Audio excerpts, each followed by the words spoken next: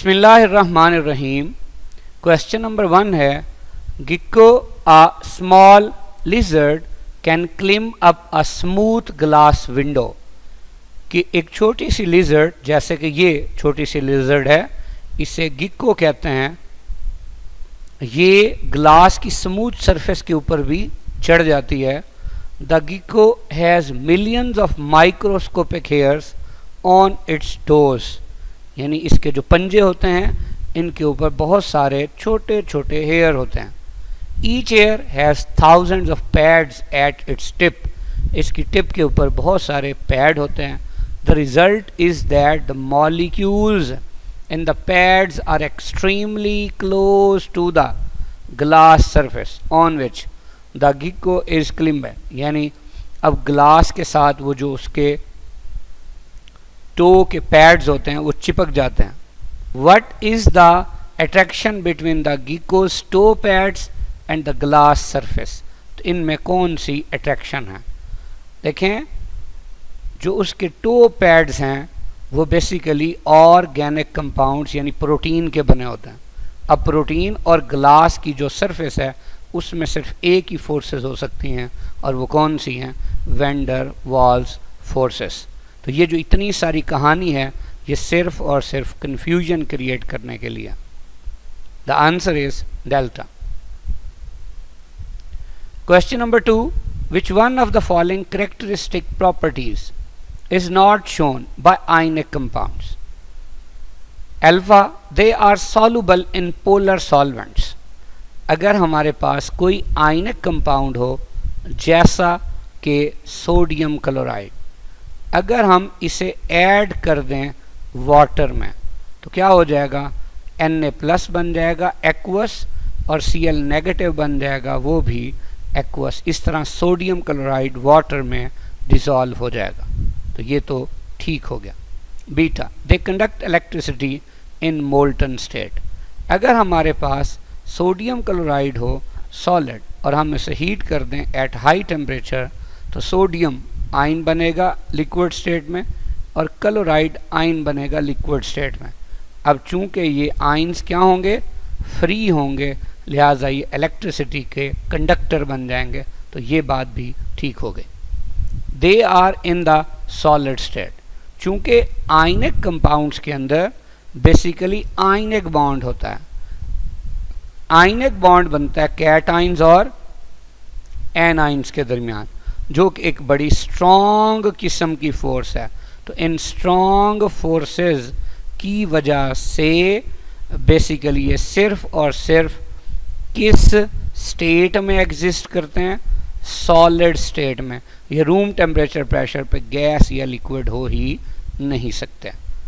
तो चार्ली भी करेक्ट है। दे शो आइसोमेरिज्म, ये रॉन्ग है, क्योंकि आइसोमेरिज्म का मतलब है कि कंपाउंड्स जिनके मॉलिक्यूलर फार्मूलाज सेम हो जबकि स्ट्रक्चरल फार्मूलाज डिफरेंट हो, वो एक दूसरे के आइसोमर्स होते हैं। तो ये कौन से कंपाउंड्स शो करते हैं? ये कोवेलेंट कंपाउंड्स शो करते हैं, जबकि आयनिक कंपाउंड्स ये शो नहीं करते। So the answer is delta. Question number 3, consider the following statements for hybridization. Statement 1 है कि मीथेन का स्ट्रक्चरल फार्मूला CH4 है, हाइब्रिडाइजेशन sp3 है, टेट्राहेड्रल ज्योमेट्री और 109.5 डिग्री एंगल। अब देखिए ये मीथेन की स्ट्रक्चर है, तो ये हमें नज़र आ रही है कि ये टेट्राहेड्रल है। देखिए कितने ऑर्बिटल्स इन्वॉल्व हुए हैं? 4, एक और ये एक s और 3 p। तो इसीलिए ये बेसिकली 4 डायरेक्शंस में हमें अपीयर होता हुआ दिखाई दे रहा है। तो ये करेक्ट है। इथीन है, sp2 है, ट्राइगोनल प्लेनर और 120 डिग्री एंगल। तो अब देखें किसी भी एक कार्बन को अगर हम देखें, जैसे कि ये कार्बन है, तो इसकी ज्योमेट्री कौन सी है? ट्राइगोनल प्लेनर है। अगर हम इस कार्बन की ज्योमेट्री देखें, this is again trigonal planar. जिस तरह टेट्राहेड्रल के अंदर ये वाला एंगल 109.5 डिग्री है, तो यहाँ पे ये वाला जो एंगल है दिस विल बी 120 डिग्री, और शेप क्या है? Trigonal planar. और sp2 हाइब्रिडाइजेशन है, 3 ऑर्बिटल्स, एक s और 2 p, एक इस तरफ होगा, एक इस तरफ और एक इस तरफ आफ्टर हाइब्रिडाइजेशन। बेंजीन है, ये स्ट्रक्चर है, sp2 हाइब्रिडाइजेशन है, ट्राइगोनल प्लेनर 120 डिग्री एंगल है। अब ये बेंजीन है। अगर आप इसमें भी किसी भी कार्बन को, मसलन इसको देखें तो गौर से देखिए, ये भी क्या है, ट्राइगोनल प्लेनर है, और इसके अंदर भी उसी तरह 1, 2 और 3 हाइब्रिडाइज्ड ऑर्बिटल्स होंगे, तो ये sp2 है। इसका मतलब क्या हुआ कि 1 भी ठीक है, 2 भी ठीक है और 3 भी, सो the answer is delta. Question number 4. Consider the following statements about London dispersion forces. First, they increase with increase of electronic cloud of the atom or molecule. जैसा हमारे पास ग्रुप 7a एलिमेंट्स हैं जिन्हें हम हैलोजन्स भी कहते हैं, इनमें fluorine, chlorine, bromine, iodine और एस्टाटीन शामिल हैं। जैसे जैसे हम top to bottom in this group move करते हैं तो इनके बॉइलिंग पॉइंट जो है वो बढ़ते जाता है। क्यों? इसलिए कि ऊपर से नीचे जाते हैं तो नंबर ऑफ शेल्स बढ़ते हैं, शील्डिंग इफेक्ट बढ़ता है, पोलराइजेबिलिटी बढ़ती है, तो लंदन डिस्पर्शन फोर्सेस स्ट्रॉन्ग होती जाती हैं। यही वजह है कि फ्लोरीन और क्लोरीन जो है ये गैसेस हैं, ब्रोमीन लिक्विड और आयोडीन सॉलिड है। तो फर्स्ट स्टेटमेंट करेक्ट है। क्वेश्चन में क्या पूछा हुआ है कि which of the following is या are correct for London dispersion forces. इसका मतलब जिस ऑप्शन में 1 नहीं है वो रॉन्ग है। अब देखिए, बीटा में भी नहीं है और चार्ली में भी नहीं है, तो बीटा भी गलत हो गया और चार्ली भी गलत हो गया। Second, they increase with increase of molecular message of substances. अगर हम कहते हैं जी हमारे पास एक CH4 है, एक हमारे पास CH3 है। अब CH4 का मॉलिक्यूलर मैस 16 ग्राम है, जबकि CH3 का कितना है, ये CH3 का 15 और 15 30 ग्राम। हम जानते हैं कि CH3 में 2 पॉइंट्स ऑफ अटैचमेंट है, जबकि मीथेन में सिर्फ 1 पॉइंट ऑफ अटैचमेंट है। तो ईथेन में लंदन डिस्पर्शन फोर्स से ज़्यादा स्ट्रॉन्ग है एज़ कम्पेयर टू मीथेन। यही वजह है कि ईथेन का बॉइलिंग पॉइंट मीथेन से ज़्यादा होता है। तो मॉलिक्यूलर मैस बढ़ने से भी ये फोर्सेस स्ट्रॉन्ग हो जाती। इसका मतलब जिसमें 2 नहीं है वो गलत। अब अल्फ़ा में 2 नहीं है तो वो गलत, तो एक ही ऑप्शन बची, वो कौन सी है, delta. So the answer will be delta. अब तीसरी स्टेटमेंट वैसे हम पढ़ लेते हैं, they increase with the increase of surface area of molecule. अब देखिए, चाहे ये सही होता चाहे गलत होता, पक्की बात थी, आंसर कौन सा था, डेल्टा। लेकिन ये भी सही है, ये सरफेस एरिया भी यही बात ही है जिसे आप पॉइंट्स ऑफ अटैचमेंट बोलते हैं। तो मीथेन में 1 पॉइंट ऑफ अटैचमेंट, इथेन में 2, इसी तरह पेंटेन में 5, हेक्सेन में 6 वगैरह वगैरह। Question 5, which of the following substances is comparatively more polar. Alpha में बॉन्ड H और Br का है, H की इलेक्ट्रोनेगेटिविटी 2.1 और Br की 3.0 है। बीटा NH3, इसमें N और H का बॉन्ड है, H की 2.1 और N की इलेक्ट्रोनेगेटिविटी 3 है। चार्ली में NO, N की इलेक्ट्रोनेगेटिविटी 3 और O की 3.5। डेल्टा में जो मोर इलेक्ट्रोनेगेटिव बॉन्ड है वो O और H का है, H की इलेक्ट्रोनेगेटिविटी 2.1 और O की इलेक्ट्रोनेगेटिविटी 3.5। अब अगर हम इन चारों का इलेक्ट्रोनेगेटिविटी डिफरेंस निकालें तो HBr का 0.9, HN का 0.9, NO का 0.5 और HO का 1.4। जैसा कि हम जानते हैं कि अगर कोई से 2 बॉन्डेड एटम्स का जितना इलेक्ट्रोनेगेटिविटी डिफरेंस ज़्यादा होता है उतना वो ज़्यादा पोलर होता है। तो अब इसमें चूंकि H और O का इलेक्ट्रोनेगेटिविटी डिफरेंस सबसे ज़्यादा है तो फिर सबसे ज़्यादा पोलर होगा ethyl alcohol. So the answer is delta. Question 6. Which of the following statements is incorrect about covalent compounds? Alpha है they dissolve easily in non-polar solvents. आम तौर पे कोवेलेंट कंपाउंड्स नॉन पोलर होते हैं तो एक सॉल्युबिलिटी प्रिंसिपल है like dissolves like के नॉन पोलर किस में आसानी से डिजॉल्व हो जाएंगे, नॉन पोलर में. अल्फा ठीक. Beta they have rigid and directional bond. इनमें रिजिड और डायरेक्शनल बॉन्ड होता है. अगर हम कोई कोवेलेंट कंपाउंड के बॉन्ड की बात करें तो मसलन जैसे H और H का बॉन्ड है तो ये H और H का बॉन्ड इधर कभी भी नहीं हो सकता. इसी तरह H और H का बॉन्ड यहाँ भी नहीं हो सकता. ये जब भी होगा तो सिर्फ यहाँ होगा. तो इसका मतलब ये रिजिड भी है और इसकी ख़ास क्या भी है, डायरेक्शन भी है. तो बीटा सही हो गया. चार्ली दे show isomerism. Covalent compounds isomerism show करते हैं. जैसे अगर हम बात करते हैं जी कंपाउंड है CH3 CH2O H ethyl alcohol और एक है CH3O CH3 डाइमिथाइल ईथर. तो ये कोवेलेंट कंपाउंड है और ये दोनों एक दूसरे के आइसोमर्स हैं क्योंकि मॉलिक्यूलर फार्मूला सेम है. क्या मॉलिक्यूलर फार्मूला है? C2H6O. जबकि स्ट्रक्चरल फार्मूला क्या है, डिफरेंट है. लेकिन ये बात गलत है कि ये आइसोमॉर्फिज्म शो करते हैं. आइसोमॉर्फिज्म कौन शो करते हैं? Ionic compound. आइसोमॉर्फिज्म क्या होता है? जैसे NaCl और CSF की ज्योमेट्री सेम होती. कौन सी ज्योमेट्री होती है? क्यूबिक. अब सेम क्यों होती है? क्योंकि इनके अंदर दो खूबियां हैं. एक खूबी क्या है कि इनके अंदर नंबर ऑफ एटम्स सेम है. जैसे देखें NaCl में Na1 और Cl1 1:1 रेशो है. CSF में CS1 FB1 1:1 रेशो है. दूसरा इनका वे ऑफ कम्बिनेशन सेम है. वे ऑफ कम्बिनेशन सेम है. याद रखें बच्चों, यही जो दो बातें हैं इन्हें केमिस्ट्री की लैंग्वेज में बोलते हैं रेडियस रेशो. तो हम आम लफ्ज़ों में ये कहते हैं कि अगर दो कंपाउंड्स जो कि आयनिक हों उनकी रेडियस रेशो सेम हो तो उनकी ज्योमेट्री भी सेम होती है. तो ये क्या होता है? आइसोमॉर्फिज्म. तो ये कोवेलेंट कंपाउंड्स की खूबी नहीं है. सो the answer will be Charlie.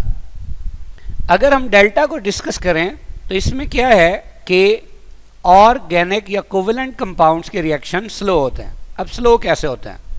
जैसे एग्जाम्पल देखिए, अगर हमारे पास एक एस्टर हो जैसे इथाइल एसीटेट, हम इसकी हाइड्रोलिसिस कर देते हैं in the presence of some mineral acid. अब क्या होगा? सबसे पहले ये CO बॉन्ड टूटेगा और इधर HO बॉन्ड टूटेगा. फिर CH3C डबल बॉन्ड O वाला जो पार्ट है ये OH से जुड़ेगा यानी बॉन्ड बनेगा और इधर इसका O इस H से अपना बॉन्ड बनाएगा. ये बन जाएगा CH3 CH2OH. अब चूंकि इसमें पहले बॉन्ड टूटे फिर बने तो वक्त क्या लगेगा? ज़्यादा. तो हम कहेंगे ये रिएक्ट करने में कैसे हैं? स्लोअर हैं. तो ये ठीक है. सो the answer is Charlie. Question 7. Which of the following statement does not match correctly for bond length along with hybridization? Alpha पे बोरॉन ट्राइफ्लोराइड BF3 इसका फार्मूला है. sp3 हाइब्रिडाइजेशन नहीं होता. अगर हम BF3 की शेप बनाएं तो BF3 की ये शेप है. अब चूंकि B पे कोई लोन पेयर नहीं है तो ओवरऑल इसके बाहर जो इलेक्ट्रॉन पेयर हैं वो 3 हैं. तो अगर पहला S होगा तो बाकी दो किसकी वजह से होंगे? P. तो इसके अंदर कौन सी हाइब्रिडाइजेशन होगी? sp2. तो हमें नजर आ रहा है कि आंसर क्या होगा? अल्फा. बाकी भी देख लेते हैं. मोनोसिलेन CH4. अब एक सिलिकॉन 4 और एटम से जुड़ा है तो sp3. ये SiH बॉन्ड है और ये इसकी बॉन्ड लेंथ है. इसी तरह इथेन C2H6 इथेन के अंदर क्या है कि अगर हम इसकी स्ट्रक्चर ड्रा करें तो एक कार्बन जो है उसके बाहर टोटल 4 इलेक्ट्रॉन पेयर हैं। कोई भी कार्बन देख लें, जैसे 1, 2, 3 और 4, तो कौन सा हाइब्रिडाइज्ड है? sp3 और CC बॉन्ड लेंथ 154 पिकोमीटर होती है। एसीटोन है, एसीटोन के अंदर क्या है? ये C डबल बॉन्ड O। कौन सी हाइब्रिडाइजेशन? sp2। देखें C डबल बॉन्ड O है। अब इस कार्बोनाइल का ये वेस्पर थ्योरी के मुताबिक कितने पेयर होंगे? 1। ये भी 1 होगा, ये भी, टोटल 3। तो जैसे पहले हमने डिस्कस किया, 1 S और 2 P की वजह से, तो sp2 hybridized. Bond C double bond O और उसकी बॉन्ड लेंथ कितनी है? 122 पिकोमीटर। तो बाकी सब ठीक है। गलती कहाँ पे थी कि BF3 में जो B है वो कौन सा हाइब्रिडाइज्ड था? एक्चुअली sp2, और ऑप्शंस में क्या था? sp3। So the answer is alpha. Question 8. All of the following molecules involve 2 electron pair and show linear geometry except, यानी बाकी सब में सेंट्रल एटम के बाहर 2 इलेक्ट्रॉन पेयर हैं और लीनियर ज्योमेट्री है, लेकिन एक में ऐसा नहीं है। अब हम इन्हें ड्रॉ कर देते हैं। जैसे HCN है, ये ऐसी स्ट्रक्चर है। अब आप देखें वेस्पर थ्योरी के मुताबिक जो ट्रिपल बॉन्ड है उसे भी सिंगल इलेक्ट्रॉन पेयर कंसीडर करना है। तो एक ये हो गया और एक ये, 2 पेयर हो गया। तो कौन सी ज्योमेट्री होगी? लीनियर। बीटा पे क्या है? Carbon dioxide. अब ये भी ऐसे है, ये डबल बॉन्ड भी सिंगल इलेक्ट्रॉन पेयर, ये डबल बॉन्ड भी सिंगल इलेक्ट्रॉन पेयर, तो 2 इलेक्ट्रॉन पेयर और लीनियर ज्योमेट्री। SO2। अब देखिए सल्फर चूंकि छठे ग्रुप का मेंबर है तो वैलेंस शेल में 6 इलेक्ट्रॉन है। अब एक इधर यूज हुआ बॉन्ड बनाने में, एक इधर और एक इधर, टोटल यूज हुए इसके कितने इलेक्ट्रॉन? 4। कितने बच गए? 2। तो वो किसकी शक्ल में होगा? लोन पेयर की शक्ल में। अब जब हम इसके बाहर इलेक्ट्रॉन पेयर काउंट करेंगे तो देखिए ये भी एक इलेक्ट्रॉन पेयर होगा, ये भी एक होगा और ये भी, तो कितने इलेक्ट्रॉन पेयर हो गए? 3। तो इसका मतलब फिर आंसर कौन सा हुआ? चार्ली। इसी तरह CS2 है। CS2 किस जैसा है? बिल्कुल वैसे है जैसे कार्बन डाइऑक्साइड है। तो ये कितने इलेक्ट्रॉन पेयर होंगे? ये भी एक कंसीडर होगा, ये भी, तो ओवरऑल 2 इलेक्ट्रॉन पेयर। और कौन सी geometry? Linear geometry. Question 9. Which of the following is not type of intermolecular forces? देखिए डायपोल फोर्सेस भी 2 मॉलिक्यूल्स जो कि डायपोल हों उनके दरमियान फोर्सेस हैं। जैसे HCl, ये पार्शियल पॉजिटिव, ये पार्शियल नेगेटिव। एक और HCl, ये पार्शियल नेगेटिव, ये पार्शियल पॉजिटिव। तो एक डायपोल के पार्शियल नेगेटिवली चार्ज एटम और दूसरे डायपोल के पार्शियल पॉजिटिवली चार्ज एटम में जो इंटरमॉलिक्यूलर फोर्सेस होती हैं उन्हें डायपोल फोर्सेस कहते हैं। लंडन डिस्पर्शन फोर्सेस क्या हैं? मिसाल के तौर पे एक H2 और दूसरे H2, यानी दोनों नॉन पोलर हैं लेकिन एक दूसरे की वजह से पोलैरिटी इनमें क्या होगी? इंड्यूस होगी। तो इनमें जो फोर्सेस होंगी वो क्या लाएंगी? London dispersion forces. Hydrogen bonding क्या है कि जैसे मिसाल के तौर पे हमारे पास एक वाटर है और एक और वाटर है। अब इनके अंदर जब हम देखेंगे फोर्सेस तो कौन सी फोर्सेस होंगी? Hydrogen bonding. जैसे ये पार्शियल पॉजिटिव, ये पार्शियल नेगेटिव, फिर पार्शियल पॉजिटिव, ये भी पार्शियल पॉजिटिव, ये पार्शियल नेगेटिव और ये पार्शियल पॉजिटिव। तो यहाँ कौन सी बॉन्डिंग है? Hydrogen bonding. इसका मतलब पक्की बात है, आंसर क्या है?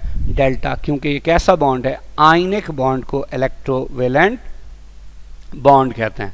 तो ये किसके दरमियान होता है? कैटाइन और A9. This is a type of intramolecular force. Question 10. Consider the following statements about valence bond theory of covalent bond. पहली बात क्या है जी? Covalent bonds are formed by the overlapping of half-filled atomic orbitals present in the valence shell of the atoms participating in bonding. जैसे देखें, अगर हम कहते हैं कि जी हमने H2 बनाना है तो इसके लिए हमें 2 H चाहिए। अब 2 H में से कोई भी H है, atomic number 1, electronic configuration 1s1। अब ये 1s1 जो है ये कैसा है? हाफ फिल्ड एटॉमिक ऑर्बिटल है। तो H2 का मतलब इस जैसे 2H मिलेंगे। अब ये भी 1s1 होगा और दूसरा भी, S की शेप कैसी होती है, स्फेरिकल, दूसरा भी 1s1। अब इनकी क्या होगी आपस में, ओवरलैपिंग। अब जब इनकी ओवरलैपिंग होगी तो ये जो S ओवरलैपिंग कहलाएगी। यहाँ इलेक्ट्रॉन का जो स्पिन होगा वो क्या होगा, वो अपोजिट होगा। ये इलेक्ट्रॉन का हम स्पिन शो कर देते हैं अपोजिट, और इससे क्या होगा, H और H का बॉन्ड बन जाएगा। अगर हम उसे शो करें तो जो इलेक्ट्रॉन डेंसिटी है वो इन दोनों के कहाँ होगी, दरमियान में होगी, और इस तरह ये H बॉन्ड H हो जाएगा। तो इसका मतलब फर्स्ट स्टेटमेंट करेक्ट है। अब जो नीचे क्वेश्चन है वो क्या है कि which of the statements is incorrect, हमने गलत बताना है। इसका मतलब पक्की बात है कि जिसमें 1 है वो गलत है, क्योंकि 1 तो सही था। फिर दूसरी स्टेटमेंट है overlapping of atomic orbitals result in the increase of energy, बिल्कुल गलत। जब भी ओवरलैपिंग होती है, बॉन्ड बनता है, तो एनर्जी बढ़ती नहीं बल्कि कम होती है। एनर्जी कम होगी तो स्टेबिलिटी आएगी ना। तो इसका मतलब जिसमें 2 है तो 2 गलत है, तो चूंकि गलत पूछा था तो वो सही हो सकता है। इसका मतलब ये है कि चार्ली में 2 नहीं है, तो ये भी गलत हो गया। अब बीटा और डेल्टा में से अगर हम देखें तो डेल्टा नहीं हो सकता। क्यों नहीं हो सकता, क्योंकि इसमें भी 1 था और हमने पहले कह दिया 1 तो सही है, और हमने क्या ढूंढना है, गलत। तो फिर आंसर क्या होगा, आंसर बीटा होगा। वैसे हम बाकी स्टेटमेंट्स को भी चेक कर लेते हैं। जैसे तीसरी है कि the orbitals under going overlapping must have electrons with opposite spin. तो यहाँ देखें, जब ओवरलैपिंग हो जाती है तो जो इलेक्ट्रॉन्स है उनका स्पिन अपोजिट हो जाता है। फोर्थ स्टेटमेंट है कि the strength of a covalent bond depends upon the extent of overlapping, यानी जितनी ज़्यादा ओवरलैपिंग होगी उतना जो कोवेलेंट बॉन्ड है वो कैसा होगा, स्ट्रॉन्ग होगा। जैसे मिसाल के तौर पे एक सिग्मा बॉन्ड, एक पाई बॉन्ड, तो ये सिग्मा बॉन्ड बनता है हेड टू हेड ओवरलैपिंग से, तो ये स्ट्रॉन्ग होगा। पाई बॉन्ड बनता है पैरेलल ओवरलैपिंग से, वो वीक होगा। So the answer is beta. Question 11 है, in all of the following compounds the central atom has less electrons than octet except, यानी सब में ऑक्टेट कंप्लीट नहीं है, सब में ऑक्टेट से कम इलेक्ट्रॉन है सिवाय एक के, मतलब एक का ऑक्टेट कंप्लीट है। तो अब जरा गौर से देखें, ये जो BF3 है इसमें B थर्ड ग्रुप का और बॉन्ड भी 3 बना रहा है, तो इसका मतलब ये 1 पेयर, 2 पेयर और ये 3 पेयर, तो 3 इलेक्ट्रॉन पेयर हैं, यानी इसका मतलब है 6 इलेक्ट्रॉन है। BeCl2 है, बेरिलियम किस ग्रुप का, सेकंड का, वैलेंस शेल में 2 इलेक्ट्रॉन थे, दोनों ने बॉन्ड बना दिए, तो 2 पेयर हो गया। 2 पेयर का मतलब क्या है कि 4 इलेक्ट्रॉन हो गया। चार्ली पे BF4 नेगेटिव है। अब देखिए असल में क्या था, असल में ये था BF3, तो चूंकि बोरॉन तीसरे ग्रुप का था, वैलेंस शेल में 3 इलेक्ट्रॉन थे, बॉन्ड जब बन गया तो 6 इलेक्ट्रॉन हो गया, 3 पेयर हो गया। अब कहीं से आया F नेगेटिव, उसने इसके साथ बना लिया कोऑर्डिनेट कोवेलेंट बॉन्ड। अब जब इसने कोऑर्डिनेट कोवेलेंट बॉन्ड बना दिया तो ओवरऑल इसके ऊपर कौन सा चार्ज आ जाएगा, -1 आ जाएगा, और इस B का क्या कंप्लीट हो जाएगा, ऑक्टेट कंप्लीट हो जाएगा। तो सवाल क्या था कि बाकी सब में 8 से कम इलेक्ट्रॉन है सिवाय एक के, तो सिवाय एक कौन सा था, वो चार्ली था। डेल्टा को चेक कर लेते हैं।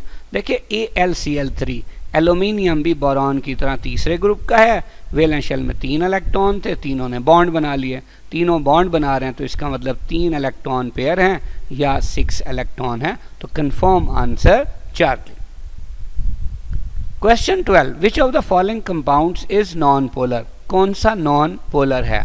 देखिए हम जानते हैं कि नॉन पोलर की कुछ निशानियां होती हैं।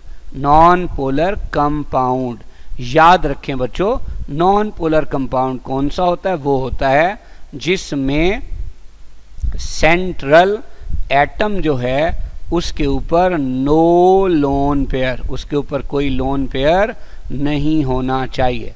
दूसरी बात, जो सेंट्रल एटम को सराउंड करने वाले एटम्स हैं, सराउंड करने वाले जो एटम है किसको, सेंट्रल एटम को, वो क्या होने चाहिए, सिमिलर होना चाहिए। तो फिर ऐसा जो कंपाउंड होता है चाहे उसमें पोलर बॉन्ड्स हों पर वो खुद नॉन पोलर होता है। और ऐसे को हम सिमेट्रिकल भी बोलते हैं। तो जो सिमेट्रिकल होगा वो क्या होगा, नॉन पोलर।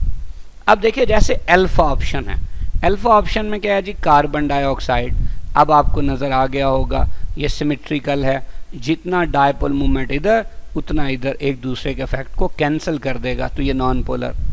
SO2 है, अभी हम इसकी स्ट्रक्चर डिस्कस करके आए थे, तो ये बेंड स्ट्रक्चर है, तो ये दोनों डायपोल मूवमेंट एक दूसरे के इफेक्ट को कैंसिल नहीं करेंगे। उल्टा अगर हम इन दोनों डायपोल मूवमेंट्स को हेड टू टेल रूल से ऐड करें तो इसका रिजल्टेंट वेक्टर निकलेगा, और जब हम इसके रिजल्टेंट वेक्टर की बात करेंगे तो वो कुछ इस डायरेक्शन में निकलेगा, तो इसका डायपोल मूवमेंट होगा तो ये क्या होगा, पोलर होगा। इसी तरह CO है, देखिए CO क्या है, कार्बन मोनोऑक्साइड, ये वाली इसकी स्ट्रक्चर है। इसका जो O का एक और पेयर होता है दूसरा, वो इसके साथ कोऑर्डिनेट कोवेलेंट बॉन्ड बना देता है। इसी तरह N है, N ऑक्सीजन से जुड़ता है, किससे, डबल बॉन्ड से। अब यहाँ पे क्या होता है, यहाँ पे एक ऐसे लोन पेयर होता है। अब O का एक इधर इलेक्ट्रॉन पे है, दूसरा इधर है। इसी तरह से अगर हम इसकी बॉन्डिंग को देखें, अब एक और इसी तरह जैसे कार्बन मोनोऑक्साइड में एक कोऑर्डिनेट कोवेलेंट बॉन्ड होता है, जबकि नाइट्रोजन के वैलेंस शेल में 5 इलेक्ट्रॉन थे, एक इधर यूज हुआ, एक इधर यूज हुआ, बाकी कितने रह गए, 3। तो ये ऐसे, तो याद रखना है, बाज़ औक़ात आ जाता है कि इनमें से कौन सा पैरा मैग्नेटिक है। तो पैरा मैग्नेटिक वो होता है जिसमें कैसे इलेक्ट्रॉन्स हो, अनपेयर्ड इलेक्ट्रॉन। तो इसके अंदर अनपेयर्ड इलेक्ट्रॉन, अकेला इलेक्ट्रॉन है, तो ये क्या भी है, पैरा मैग्नेटिक। तो बहरहाल सिर्फ एक ही स्पीशी ऐसी थी जिसमें दोनों डायपोल एक दूसरे के इफेक्ट को क्या कर रहे थे, कैंसल, और वो क्या होगा, वो नॉन पोलर होगा। So the answer will be alpha. Question 13, which of the following has maximum bond energy. अब अगर हम ये बॉन्ड्स देखें तो सबसे पहली तो बात ये है, हम डिटेल में डिस्कस कर चुके हैं कि भाई जो बॉन्ड ऑर्डर है वो डायरेक्टली प्रोपोर्शनल है बॉन्ड एनर्जी के। तो हम यहाँ से ऑप्शन स्किप करते हैं, अल्फा तो हो नहीं सकता, क्यों कि इसके अंदर बॉन्ड्स की तादाद सबसे कम है। दूसरी बात, अब चूंकि मैक्सिमम बॉन्ड एनर्जी पूछी है, तो अब एक CC डबल बॉन्ड है, एक CC ट्रिपल बॉन्ड है, तो ये दोनों में सिमिलर एटम है, तो ज़ाहिर सी बात है बॉन्ड ऑर्डर किसका ज़्यादा है, CC ट्रिपल बॉन्ड का, तो फिर ये चार्ली भी नहीं हो सकता। अब ऑप्शन बचती हैं 2, एक CO डबल बॉन्ड और एक CC ट्रिपल बॉन्ड। तो CO डबल बॉन्ड में पोलैरिटी और बॉन्ड ऑर्डर कम है, और इसमें नॉन पोलैरिटी और बॉन्ड ऑर्डर ज़्यादा है। तो अगर हम इसका डाटा देखें तो हमारे पास कुछ ये डाटा है, देखिए CC की 348, सिंगल बॉन्ड की, ट्रिपल बॉन्ड की 839, डबल बॉन्ड की 614 और C डबल बॉन्ड O की 799। तो किसकी सबसे ज़्यादा है, CC ट्रिपल बॉन्ड। इसका मतलब जो बॉन्ड ऑर्डर का फैक्टर है जो इलेक्ट्रोनेगेटिविटी डिफरेंस के ऊपर हावी है, तो आंसर क्या हुआ, beta. Question 14, among the following which is not Lewis acid. अब बच्चों सबसे पहले तो आपको ये पता होना चाहिए कि ये लिविस एसिड होता क्या है। याद रखें, अगर कोई भी मॉलिक्यूल जिसके अंदर जो सेंट्रल एटम है उसके ऊपर क्या हो, लोन पेयर, और वो लोन पेयर डोनर हो, क्या हो, लोन पेयर डोनर, तो हम उसे असल में कहते हैं लिविस बेस। क्या कहते हैं, लिविस बेस कहते हैं। इसका मतलब क्या होगा कि जो लिविस एसिड होगा उसमें सेंट्रल एटम पे लोन पेयर नहीं होगा। इसका मतलब क्या हुआ कि लोन पेयर क्या होगा, वो एक्सेप्टर होगा। अब ज़रा गौर से देखें, अगर हम यहाँ BF3 की स्ट्रक्चर बनाएं तो BF3 की स्ट्रक्चर कैसी होगी, ये होगी BF3 की। आप जानते हैं कि यहाँ B का ऑक्टेट कंप्लीट नहीं है, तो ये एक्सेप्टर है। एक्सेप्टर होने का मतलब ये क्या है, लिविस एसिड है। अगर हम वाटर की स्ट्रक्चर बनाते हैं तो वाटर के O पे जो कि सेंट्रल एटम है 2 लोन पेयर है, तो ये लोन पेयर है, डोनर है, तो ये क्या है, ये लिविस बेस है। चार्ली क्या है, AlCl3।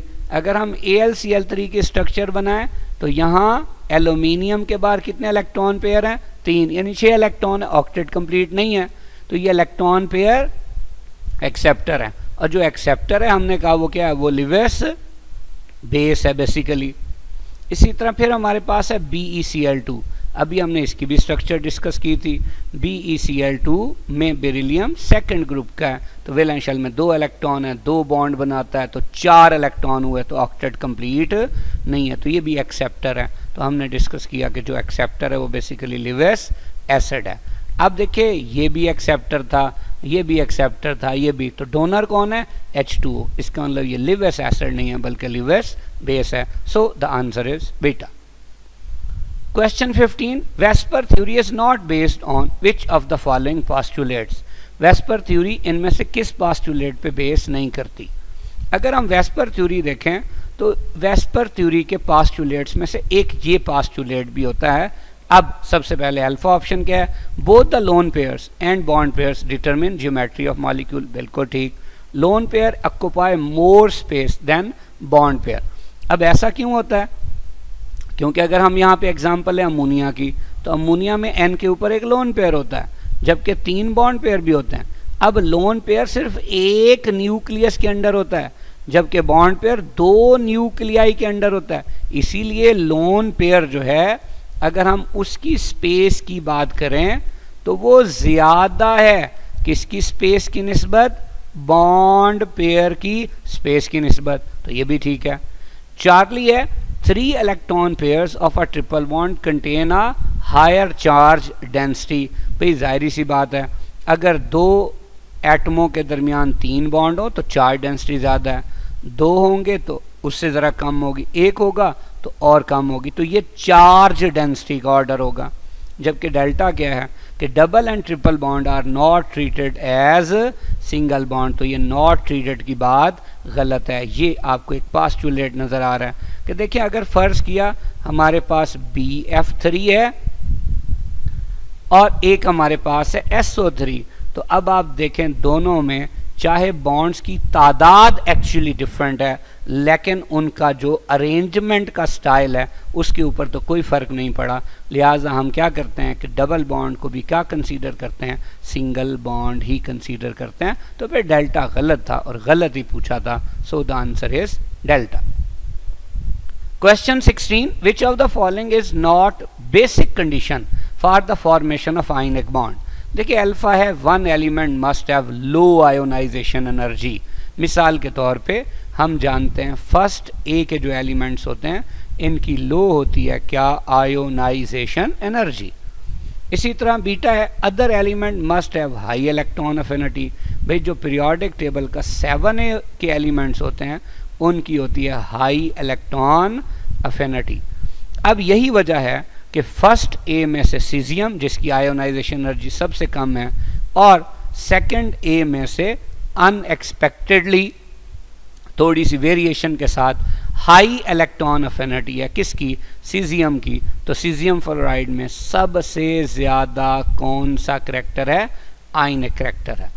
जबकि चार्ली में क्या है? The elements which form ionic bonds have electronegativity difference more or equal to 1.7। अब अगर इक्वल या 1.7 की बात हो तो जैसे हम जानते हैं H की इलेक्ट्रोनेगेटिविटी 2.1 और F की इलेक्ट्रोनेगेटिविटी 4, तो डिफरेंस क्या है? 1.9 है, जो कि 1.7 से ज़्यादा है। तो इसके मुताबिक फिर इसे क्या होना चाहिए? आयनिक, पर ये आयनिक नहीं है। इसका मतलब ये इलेक्ट्रोनेगेटिविटी की जो डिफरेंस की कंडीशन है ये कोई लाजमी शर्त नहीं है। तो फिर लाजमी शर्त कौन सी है? लाजमी शर्त है अल्फा और beta. So the answer is Charlie. Question 70. In styrene molecule, the number of sigma and pi bonds are। अब ये स्टायरीन की स्ट्रक्चर है। अगर हम इस स्टायरीन की स्ट्रक्चर को ओपन करके लिखें तो ये कुछ ऐसे होगी। ये यहाँ पे CH, ये डबल बॉन्ड, ये फिर CH, ये फिर डबल बॉन्ड, ये CH, यहाँ पे सिंगल बॉन्ड, CH, ये फिर डबल बॉन्ड, ये CH, ये C सिंगल बॉन्ड, ये फिर देखिए CH, ये डबल बॉन्ड और ये CH2। अब देखें आपके सामने है, इसमें हम सिग्मा बॉन्ड और पाई बॉन्ड्स कैलकुलेट कर सकते हैं। अब ये जो मैं टिक कर रहा हूँ, यानी जहाँ भी डबल बॉन्ड होता है उनमें से एक लाजमी सिग्मा और एक पाई बॉन्ड होता है। तो अब आप देखिए पाई बॉन्ड्स की तादाद कितनी है, 4 है। तो डेल्टा में 4 नहीं लिखा हुआ, इसका मतलब डेल्टा तो गलत हो गया। अब सिग्मा कितने हैं? सिग्मा है जनाब हमारे पास कितने, इनको हम काउंट कर लेते हैं। देखिए ये 1 सिग्मा, ये 2 सिग्मा, ये 3, 4, 5, 6, 7, 8, 9, 10, ये 11, 12, 13, 14, 15 और ये कितने 16। तो 16 सिग्मा बॉन्ड और 4 pi bond. So the answer is alpha. Question 18. Which of the following molecules has only London dispersion forces? इसका मतलब वो नॉन पोलर होना चाहिए। अब नॉन पोलर की कंडीशन हम पहले ही डिस्कस कर चुके हैं। अगर हम उसके मुताबिक क्लोरोफॉर्म को देखें तो ज़रा ध्यान से देखिए, क्लोरोफॉर्म क्या है, ये है CHCl3। अब देखिए कार्बन जो कि सेंट्रल एटम है, इसके बाद सारे एटम एक जैसे नहीं है, इसका मतलब पक्की बात है ये क्या है, पोलर। अगर पोलर है तो इसमें लंदन डिस्पर्शन फोर्सेस के अलावा और भी फोर्सेस होंगी। प्रोपेनॉन है, प्रोपेनॉन क्या है, C डबल बॉन्ड O आ गया इसमें, इसके अंदर पोलैरिटी है। अगर पोलैरिटी है तो लंदन डिस्पर्शन फोर्सेस के अलावा और भी फोर्सेस होंगी। इसी तरह प्रोपेनल है, प्रोपेनल क्या चीज़ है, एल्डिहाइड है। बेसिकली ये इसकी स्ट्रक्चर है, इसमें भी C डबल बॉन्ड O आ गया, ये भी पोलैरिटी। तो other than London dispersion forces और भी फोर्सेस होंगी। इसी तरह प्रोपेन जो कि एक अल्केन है, अल्केन के हाइड्रोकार्बन, तो इसमें सिर्फ और सिर्फ लंदन डिस्पर्शन फोर्सेस हैं। सो the answer is delta. Question 19. Which of the following has greater bond length? अब देखिए अभी हमने कुछ कंपैरिजन करना सीखा था। देखिए ग्रेटर बॉन्ड लेंथ का मतलब ये है कि बॉन्ड एनर्जी कम होगी। अब हम डिस्कस करके हैं कि बॉन्ड एनर्जी कब कम होती है, जब बॉन्ड ऑर्डर कम होता है। इसका मतलब अल्फा और बीटा में चूंकि चार्ली और डेल्टा की निस्बत बॉन्ड ऑर्डर कम है, इसका मतलब क्या है कि इनकी बॉन्ड एनर्जी कम और बॉन्ड लेंथ क्या होगी, ज़्यादा होगी। तो पक्की बात है चार्ली और डेल्टा तो आंसर हो नहीं सकता। अब इन दोनों में से देखिए C और O में इलेक्ट्रोनेगेटिविटी का डिफरेंस है, जबकि C और C में इलेक्ट्रोनेगेटिविटी डिफरेंस 0 है। तो इसका मतलब कौन किन में ज़्यादा अट्रैक्शन होगी, C डबल बॉन्ड O में।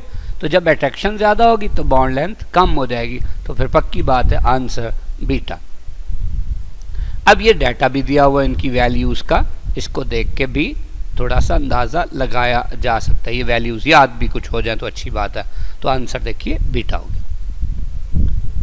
Question 19. In which of the following molecule the bond angle has the smallest value? किसकी बॉन्ड एंगल की सबसे छोटी वैल्यू है? अगर हम बच्चों वाटर की बात करते हैं तो वाटर में हमने पढ़ा था कि इलेक्ट्रॉन्स की जो अरेंजमेंट है वो एक्चुअली टेट्राहेड्रल है, लेकिन जो शेप है वो बेंट होती है। और ये जो एंगल है ये 104.5 डिग्री, ये बॉन्ड एंगल कितना है, 104.5 डिग्री। बीटा अमोनिया, अगर हम अमोनिया की बात करते हैं तो इसकी ट्राइगोनल पायरामिडल शेप और एंगल था 107.5 डिग्री। इसी तरह NF3, इसकी शेप भी ट्राइगोनल पायरामिडल थी, लेकिन ये जो एंगल था दिस वाज 102 डिग्री। H3O+, ये किस जैसा है, ये अमोनिया जैसा है। H3O+ किस जैसा है, अमोनिया जैसा, यानी शेप ट्राइगोनल पायरामिडल है और जो एंगल है वो तकरीबन 107.5 degree.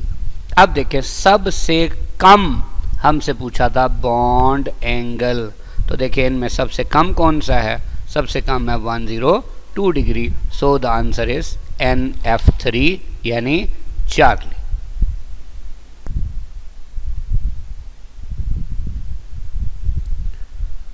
Question 21. Which of the following compounds has greater covalent character? अब हम डिस्कस कर चुके हैं फैजन्स रूल। इसमें फैजन्स रूल का ये वाला पॉइंट देखें। इसमें हमने क्या डिस्कस किया कि कोवेलेंट कैरेक्टर डिक्रीज हो जाता है कब, जब साइज ऑफ कैटाइन इंक्रीज हो जाता है। लें जी अभी हम डिस्कस कर लेते हैं। जैसे आप देखिए LiCl है, इसी तरह NaCl है, फिर KCl है और CHCl है। तो गौर से देखिए एनाइन से हमें किसको चेंज किया, हमने कैटाइन को चेंज किया। कैटाइन किस ग्रुप का है, फर्स्ट ग्रुप का। और हम जानते हैं ऊपर से नीचे किसी भी ग्रुप में जाते हैं तो कैटाइन हो चाहे एनाइन हो, साइज क्या होता है, बढ़ता है। तो ये बात हमें समझ आ रही है कि फैजन्स रूल के मुताबिक जब कैटाइन का साइज इंक्रीज होता है तो कोवेलेंट करैक्टर डिक्रीज हो जाता है। तो this is actually the order of covalent character. तो अब देखिए सवाल क्या था, ग्रेटर कोवेलेंट करैक्टर, तो किसका होगा, LiCl, answer alpha. Question 22, the radius and charge of 6 ions are shown below. ये आयन है, उनका रेडियस भी बताया हुआ है, चार्ज भी मेंशन किया हुआ है। The ionic solids JX, LY, MZ are of the same lattice type, मतलब सपोज ionic है। What is the correct order of their lattice energies, placing the one with the highest numerical value first, यानी सबसे ज़्यादा lattice energy वाला compound पहले होना चाहिए। देखिए बहुत इंपॉर्टेंट है, हमने बच्चों डिस्कस किया कि बेसिकली जो लैटिस एनर्जी है ये डिपेंड करती है किस पे, ये डिपेंड करती है चार्ज टू साइज रेशो पे। और जितनी चार्ज टू साइज रेशो ज़्यादा उतनी लैटिस एनर्जी भी ज़्यादा। मतलब अगर चार्ज ज़्यादा तो ये ज़्यादा, लेकिन साइज ज़्यादा तो ये कम। अब सबसे पहले हम यहाँ पे ढूंढते हैं कि कौन सा ऐसा कैटाइन है जिसका चार्ज ज़्यादा हो और कौन सा ऐसा एनाइन है जिसका चार्ज ज़्यादा हो। तो आपके सामने है, देखें एक ही कैटाइन है जिसका चार्ज ज़्यादा है M+2, एक ही एनाइन है जिसका चार्ज ज़्यादा है, क्या है, Z-2। तो +2 -2 से कैंसिल, तो बनेगा क्या, MZ। इसका मतलब MZ में कैटाइन भी और एनाइन भी ग्रेटर चार्ज और स्मॉल रेडियस वाला है। अगर ग्रेटर चार्ज और स्मॉल रेडियस है तो इसका मतलब चार्ज टू साइज रेशो क्या है, ज़्यादा है। तो जब चार्ज टू साइज रेशो ज़्यादा होगी तो लैटिस एनर्जी भी ज़्यादा होगी। तो अब यहाँ से M ख़त्म हो गया और यहाँ से Z। अब इन ऑप्शंस में सिर्फ एक ही ऑप्शन में MZ दिया हुआ है पहले और वो है बीटा, तो पक्की बात है आंसर तो बीटा है। लेकिन हम बाकियों को भी डिस्कस कर लेते हैं।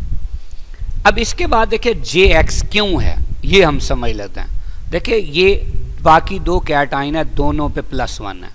अब अगर चार्ज सेम है तो हम वो ढूंढेंगे जिसका साइज कम हो ताकि क्या ज़्यादा हो, लैटिस एनर्जी ज़्यादा हो। तो आप देखिए J और L में से किसका साइज कम है, J का। तो इसका मतलब कैटाइन में J होना चाहिए। आप देखिए J दिया हुआ। अब आप आगे एनाइन में, अब X भी -1 है, Y भी -1 है, चार्ज सेम है, तो किसको देखेंगे, जिसका साइज कम हो ताकि लैटिस एनर्जी ज़्यादा हो। तो देखिए X माइनस का 0.14 है, Y माइनस का 0.18 है, तो किसका कम है, X -1 का। तो J के साथ क्या होना चाहिए, X होना चाहिए। देखिए JX है। इसी तरह फिर देखें अब J भी हमने J को भी क्लोज कर दिया, X को भी, तो बचा ये कौन सा, इधर से L और इधर से Y। तो ये देखिए L और Y आ गया। तो answer is beta. Question 23, identify the incorrect statement about sigma and pi bond. देखिए सिग्मा बॉन्ड के बारे में है कि it is found by linear overlapping of 2 half filled atomic orbitals. जैसा कि आपको ये नजर आ रहा है F और F का जो सिग्मा बॉन्ड होता है ये इनकी लीनियर ओवरलैपिंग से बनता है। तो बिल्कुल ठीक है।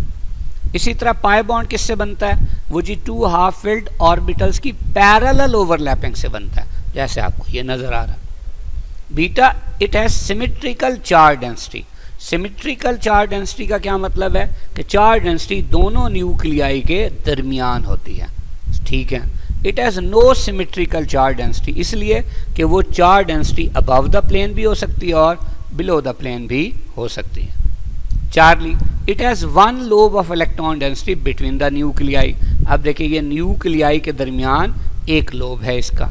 It has 2 lobes of electron density on opposite side of inter nuclear axis. देखिए ये इंटर न्यूक्लियर एक्सिस है, एक लोब ऊपर है एक नीचे है, बिल्कुल ठीक है। Delta it has restricted rotation about the internuclear axis, यानी carbon carbon F F C या कोई भी और दो एटम उनके दरमियान जो सिंगल बॉन्ड है वो उनको आप रोटेट नहीं कर सकते। बिल्कुल गलत, आप तो रोटेट कर सकते हैं। It has free rotation about the internuclear access, कि जी ये यहाँ आप पाई बॉन्ड को रोटेट कर सकते हैं। बिल्कुल भी आप ऐसा नहीं कर सकते, क्योंकि ये तभी हो सकता है जब पाई बॉन्ड तो बनता ही तब है जब पहले कोई और बॉन्ड हो। तो अब इसको आप डबल बॉन्ड वाले कोई भी एटम्स को तब रोटेट कर सकते हैं जब इनमें से जो पाई बॉन्ड है ये क्या हो जाए, ब्रेक हो जाए। तो नॉर्मल कंडीशंस पे इतनी एनर्जी अवेलेबल नहीं होती कि ये बॉन्ड क्या हो, ब्रेक। इसीलिए डबल बॉन्डेड एटम्स यानी जिसमें कौन सा बॉन्ड हो, पाई बॉन्ड हो, वो फ्रीली रोटेट नहीं कर सकते। तो डेल्टा ऑप्शन उलट लिखी हुई है, सिग्मा वाली पाई में और पाई वाली सिग्मा में। सो the answer is delta. Question 24. Which of the following statements is not matched correctly for ionic and covalent bonds? अब ionic bond को electrovalent bond कहते हैं. It is formed by complete transfer of electron या electrons from one atom of the element to the other, यानी metal से non metal की तरफ, ठीक है. Covalent bond, mutual sharing of electron between two atoms, ये भी ठीक है. Beta, the migrated electron या electrons belong to only one of the two bonded atoms, जैसे NaCl में ionic bond है तो Na अपना इलेक्ट्रॉन किसको देगा, Cl को, इसीलिए Na प्लस हो जाएगा और Cl minus. The shared electron pair belongs to both bonded atoms, जैसे H और H में कोवेलेंट बॉन्ड है तो उसके अंदर जो दो इलेक्ट्रॉन है उनमें से एक H का है, दूसरा दूसरे H का. Charlie, it is directional bond. बिल्कुल गलत, आयनिक बॉन्ड डायरेक्शनल बॉन्ड नहीं होता. क्यों कि मसलन NaCl की स्ट्रक्चर में जो Na प्लस होता है उसके लेफ्ट पे भी एक Cl माइनस होगा, राइट पे भी एक Cl माइनस होगा, ऊपर भी एक Cl माइनस होगा, नीचे भी एक Cl माइनस होगा. इसी तरह एक Cl माइनस फ्रंट पे होगा और एक Cl माइनस कहाँ होगा, बैक साइड पे. तो ये कौन सी शेप होती है, हम पढ़ चुके हैं, इसे कहते हैं ऑक्टाहेड्रल शेप. इसका मतलब वैसे तो अगर हम देखें तो Na+1 Cl-1, तो एक Na+ को कितने Cl- से जुड़ना चाहिए था, एक से, लेकिन वो कितनों से जुड़ रहा है, 6 से. इसका मतलब पक्की बात है कि जो आयनिक बॉन्ड है वो नॉन डायरेक्शनल होता है. तो यहाँ क्या लिखा हुआ है, डायरेक्शनल, जबकि कोवेलेंट बॉन्ड में लिखा हुआ है नॉन डायरेक्शनल. ये हमेशा डायरेक्शनल होता है. कैसे, अब देखिए H और H का बॉन्ड है, मैं कहूँ जी यहाँ होगा, कतन ऐसा नहीं होगा. मैं कहूँ जी ये इधर होगा, ये भी ऐसे नहीं होगा, ये सिर्फ यहाँ ही होगा. इसका मतलब इसकी खास क्या है, डायरेक्शन है. तो ये है डायरेक्शनल, तो यहाँ क्या लिख दिया, नॉन डायरेक्शनल. तो पक्की बात है चार्ली गलत है और यही हमारा आंसर है. डेल्टा देखें कि इसे पॉजिटिव और नेगेटिव चार्जेस से शो करते, जैसे NaCl में हमने शो कर दिया, और कोवेलेंट बॉन्ड को एक लाइन से जैसे H और H में शो कर दिया. तो ये ठीक है, तो हमने गलत बताना था. सो the answer is Charlie. Question 25. It has been observed that the chemical reactivity of elements depends upon their, बड़ी इंपॉर्टेंट बात, देखें relative atomic mass और fractional atomic mass का reactivity से कोई लेना देना नहीं है.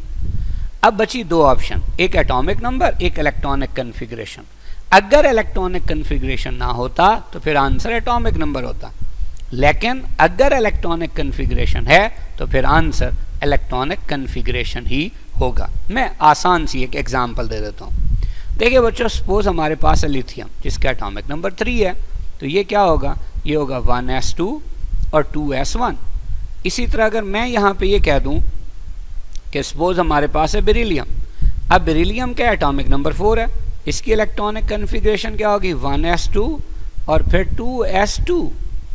अब ये इसका पहला शेल, ये वैलेंस शेल, ये इसका पहला शेल, ये इसका वैलेंस शेल. अब हमें पता है कि लिथियम के वैलेंस शेल में सिर्फ एक इलेक्ट्रॉन है. इसका मतलब ये हुआ कि इसकी जो फर्स्ट आयोनाइजेशन एनर्जी है वो क्या होगी, लो होगी. जबकि आप जरा नीचे वाले को देखें, इसके वैलेंस शेल में 2 इलेक्ट्रॉन है और हैं भी किस में, S में. तो S में तो होते ही 2 हैं, इसका मतलब ये तो कंप्लीटली फिल्ड है. इनमें से कोई एक इलेक्ट्रॉन निकालना हो तो उसके लिए जो एनर्जी चाहिए वो फर्स्ट आयोनाइजेशन एनर्जी, वो लिथियम की निस्बत कैसी होगी, वो हाई होगी. तो हमें समझ आ गई कि अगर लिथियम और बेरिलियम दोनों क्या हैं, मेटल्स हैं, तो मेटल तो वो रिएक्टिव होती है जिसकी आयोनाइजेशन एनर्जी कम हो। तो पता लग गया कि lithium is more reactive than beryllium. तो ये हमें कहाँ से पता चला? सिर्फ एटॉमिक नंबर देख के तो हम नहीं बता सकते थे। कहाँ से देख के बताया? इलेक्ट्रॉनिक कन्फिगरेशन से। So the answer is 4। Question 26, no electrovalent bond यानी ionic bond is 100% ionic in nature. ये बहुत इंपॉर्टेंट क्वेश्चन है। दिस इज बिकॉज ऑफ, क्यों? When cations anion approach each other polarisability increases. भाई जब कैटाइन किसके करीब आते हैं? एनाइन के, तो इनमें एक दूसरे को अट्रैक्शन रिपल्शन से डिस्टॉर्शन भी होती है। मसलन जैसे Na+ है तो इसमें कोई सिर्फ प्लस चार्ज तो नहीं है ना, इसके इलेक्ट्रॉन भी तो हैं। तो इलेक्ट्रॉन को क्या करेंगे? रिपेल करेंगे। तो उस रिपल्शन से क्या हो सकती है? डिस्टॉर्शन हो सकती है। इसी तरह sharing of electron takes place to some extent. जब भी डिस्टॉर्शन होगी तो कुछ हद तक क्या भी हो सकती है? शेयरिंग ऑफ इलेक्ट्रॉन भी हो सकती है। ये बात भी सही है। Charlie, highest ionic character is present in CSF only. बात तो सही है, एक फैक्ट है, पर ये इस बात की क्या नहीं है? रीजन नहीं है। तो रीजन फिर कौन सी हुई? अल्फा और बीटा, जो कि कहाँ मेंशन किया हुआ है? दोनों को डेल्टा पे। तो answer delta. Question 27, mark the pair of species which have dissimilar geometry. अब देखिए अल्फा में क्या है जी? BF3। अब BF3 क्या है? AB3 type. AlCl3 क्या है? AB3 type with no lone pair. दोनों की सेम ज्योमेट्री है। HgCl2 है, AB2 टाइप है। BeCl2 है, AB2 टाइप है, सेम ज्योमेट्री। SO2 कौन सी टाइप है? AB3 type with 1 lone pair. SnCl2 ये भी AB3 टाइप है with 1 lone pair, same geometry. NH3 ये AB4 टाइप है with 1 lone pair and 3 bond pair. Water कैसा है? ये भी AB4 type but with 2 lone pair. तो इसका मतलब NH3 और H2O की कंडीशन सेम नहीं है, लिहाजा ज्योमेट्री भी सेम नहीं होगी। तो इसकी क्या है? ट्राइगोनल पिरामिड, और इसकी क्या है? बेंट V शेप्ड या angular. So the answer is delta.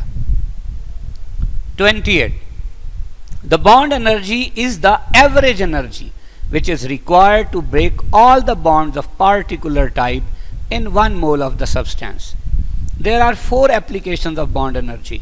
ये आपने याद रखनी है. Which one is the most important? एक comparing the strength of bond, यानी हम कंपेयर कर सकते हैं कि मिसाल के तौर पे CC ट्रिपल बॉन्ड और CC डबल बॉन्ड में से कौन ज़्यादा स्ट्रॉन्ग है. तो हमें पता है ये ज़्यादा स्ट्रॉन्ग है, हम पढ़ चुके हैं. Greater the bond order greater will be the bond energy. तो जब भी हमने इनके रिएक्शन करवाने होंगे तो हम उसके मुताबिक कंडीशन देकर रिएक्शन करा सकते हैं.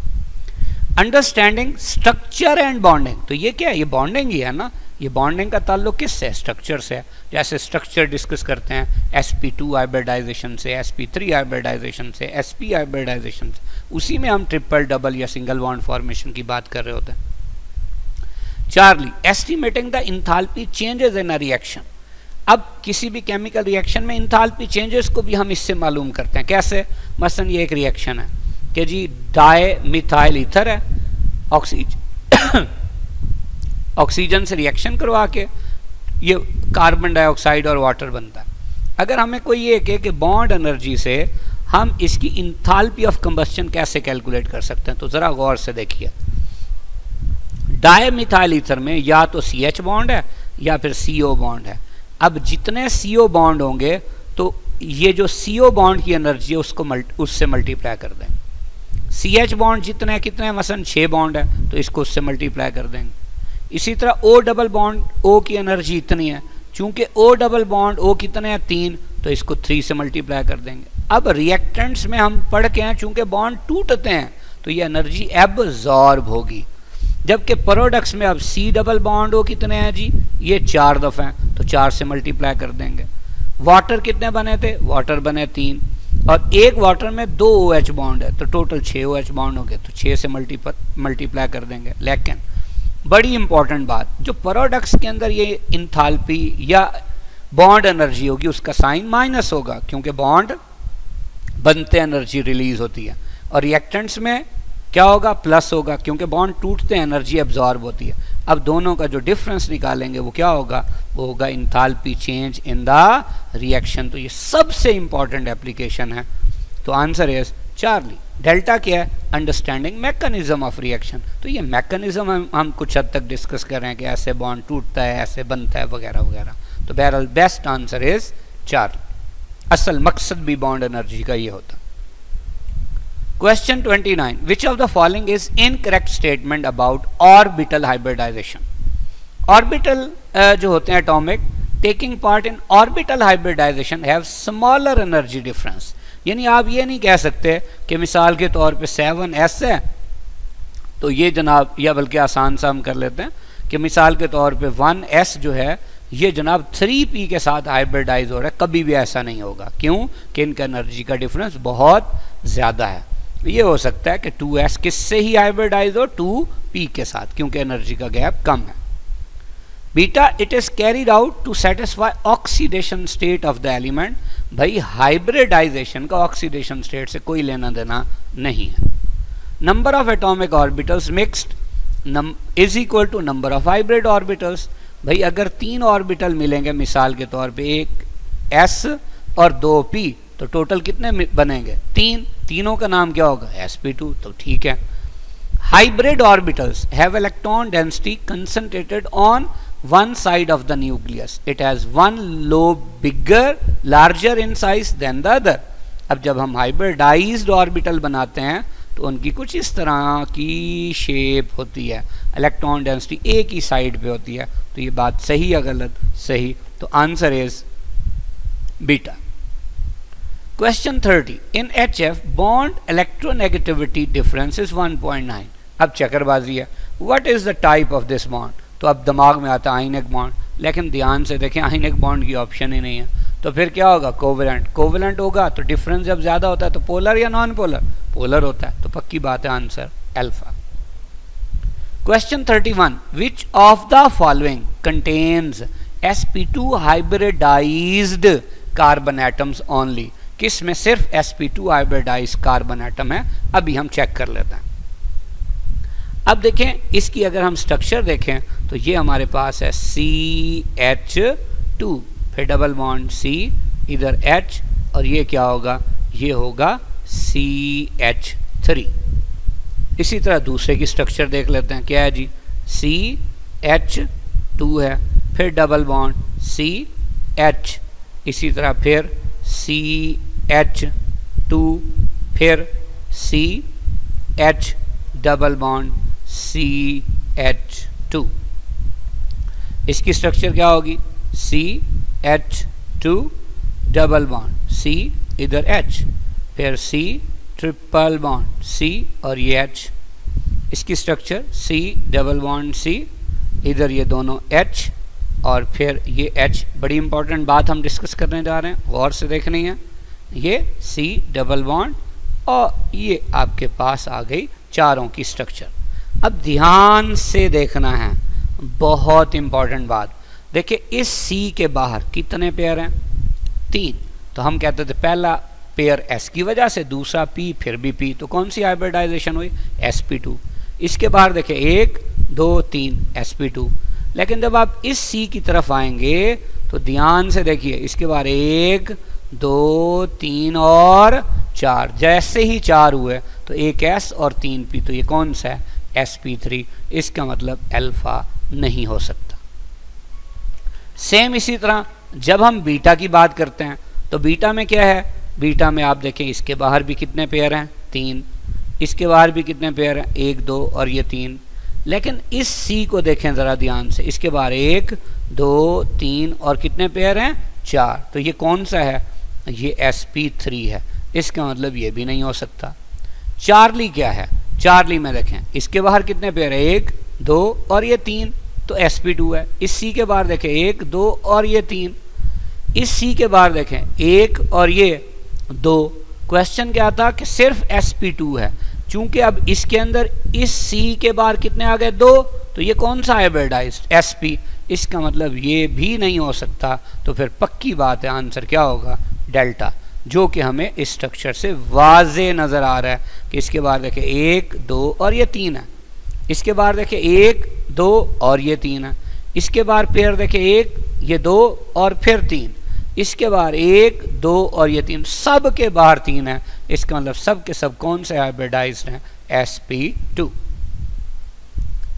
Question 32, according to valence shell electron pair repulsion theory, the repulsive forces between the electron pair of central atom of a molecule are in the, तो हमने अभी डिस्कस किया था कि लोन पेयर ज़्यादा जगह घेरता है क्योंकि वो एक न्यूक्लियस के अंडर होता है, तो इसका मतलब सबसे ज़्यादा जो रिपल्शन होगी लोन पेयर की लोन पेयर से होगी। तो अब अगर लोन पेयर की लोन पेयर से है तो वो सिर्फ और सिर्फ सबसे ज़्यादा कहाँ दी हुई है अल्फा में, तो answer alpha. 33, mark the incorrect statement according to VSEPR. देखिए BeCl2 है तो इसमें सेंट्रल एटम के बाहर 2 ऑर्बिटल हैं, दोनों Cl वाले, नंबर ऑफ बॉन्ड पेयर 2, कोई लोन पेयर नहीं है, AX2 type, 180 degree angle, linear geometry, it's okay. BF3 3 electron pair, तीनों बॉन्ड पेयर, कोई लोन पेयर नहीं, अभी डिस्कस करके है, AX3 कह सकते हैं, 120 degree trigonal planar, okay. SO2 में 3 इलेक्ट्रॉन पेयर, तीनों के तीनों बॉन्ड पेयर, कोई लोन पेयर नहीं है, ओके। लेकिन आगे जो ज्योमेट्री लिखी हुई है ये एंगुलर है।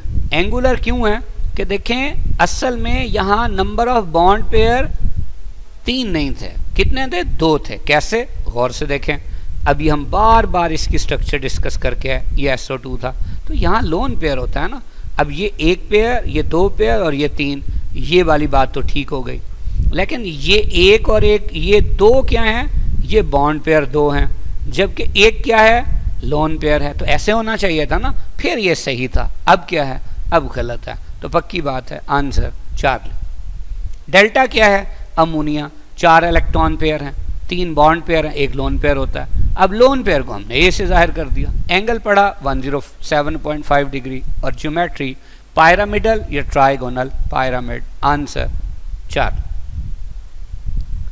Question 34, which of the following is non polar but contains polar bond. अब देखें HCl, इसमें तो एटम ही 2 हैं, अगर वो डिफरेंट है पक्की बात है ये क्या होगा पोलर। SO3 के एसिड ट्राइगोनल प्लेनर। अब नॉन पोलर की निशानियां पड़ी कि सेंट्रल एटम पे लोन पेयर ना हो, नहीं है, बाहर जो एटम जुड़े हों सेम है, इसका मतलब पक्की बात है ये क्या है नॉन पोलर। लेकिन आप देखिए इसमें बॉन्ड पोलर है क्योंकि S की इलेक्ट्रोनेगेटिविटी कम है तो ये पार्शियल पॉजिटिव होगा, O की ज़्यादा है तो ये पार्शियल नेगेटिव, तो इसमें बॉन्ड पोलर है बट खुद क्या है नॉन पोलर है, तो आंसर क्या लगता है बीटा। चार्ली पे क्या है वाटर है। अब वाटर क्या है, वाटर की एक बेंड स्ट्रक्चर होती है, अगर ये बेंड स्ट्रक्चर है, ये पार्शियल नेगेटिव, ये पार्शियल पॉजिटिव, ये फिर पार्शियल पॉजिटिव, तो ये जो दोनों डायपोल मूवमेंट हैं ये एक दूसरे को कैंसिल नहीं करेंगे तो ये पोलर होगा। SO2 कैसा है, अभी हमने डिस्कस किया था, ये बेंट है बिल्कुल वाटर की तरह, इसमें भी क्या है 2 डायपोल मूवमेंट, ये अपोजिट डायरेक्शन में होते तो कैंसिल कर देते, अब नहीं होंगे क्योंकि लोन पेयर आ गया। वाटर में भी क्या आते हो पे लोन पेयर, तो अब ये भी पोलर, ये भी पोलर, ये भी, तो नॉन पोलर SO3 और पर उसमें बॉन्ड्स कैसे polar, so answer beta. Question 35, which of the following molecules does not obey dot and cross model diagram.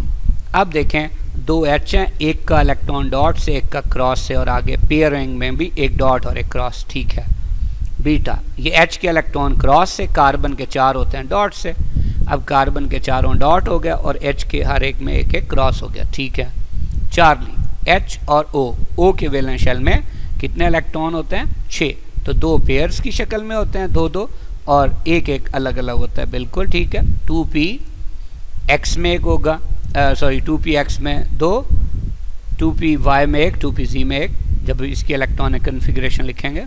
तो अब आप देखें ज़रा ध्यान से, ये डॉट क्रॉस है, ठीक है, ये दोनों क्या हैं, ये दोनों क्रॉस हो गए, ये तो हो ही नहीं सकता। डॉट क्रॉस मॉडल का मतलब ही यही है कि अगर एक एटम के इलेक्ट्रॉन डॉट से होंगे तो दूसरे के क्रॉस से, तो पक्की बात है आंसर 4।